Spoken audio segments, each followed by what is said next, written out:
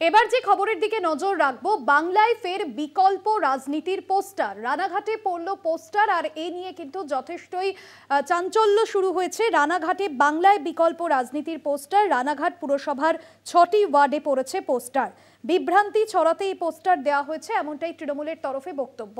রানাঘাট পুরসভার 6টি ওয়ার্ডে রয়েছে এই পোস্টার, বাংলায় ফের বিকল্প রাজনীতির পোস্টার।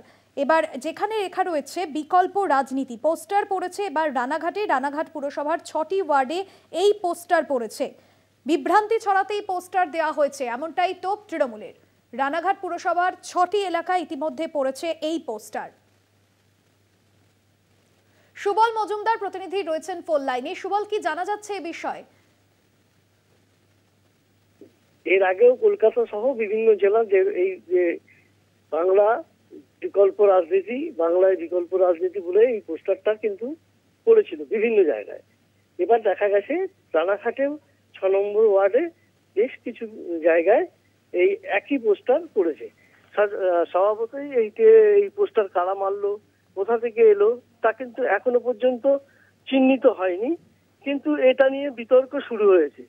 তৃণমূল দাবি করছে যে বিভ্রান্তি ছড়ানোর জন্যই এই ধরনের পোস্টার পড়েছে এবং পশ্চিমবঙ্গে বাংলায় অন্তত মমতার কোনো বিকল্প রাজনীতি হয়নি বা আগামী দিনেও হবে না।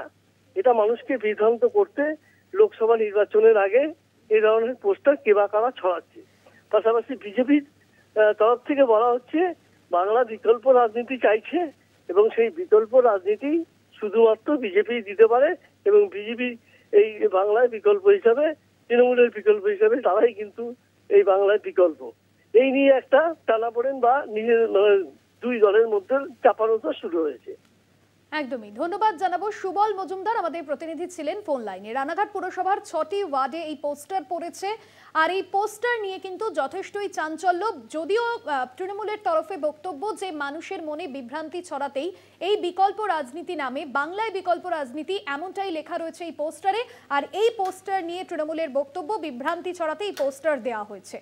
রানাঘাট পুরসভার 6টি ওয়ার্ডে পড়েছে এই পোস্টার। দেখছেন সেই ছবি যেখানে লেখা রয়েছে বাংলায় বিকল্প রাজনীতি, এবং এই পোস্টার ঘিরে যথেষ্টই চাঞ্চল্য ছড়িয়েছে। কে বা কারা এই পোস্টার দিয়েছে তা নিয়ে কিন্তু প্রশ্ন উঠছে।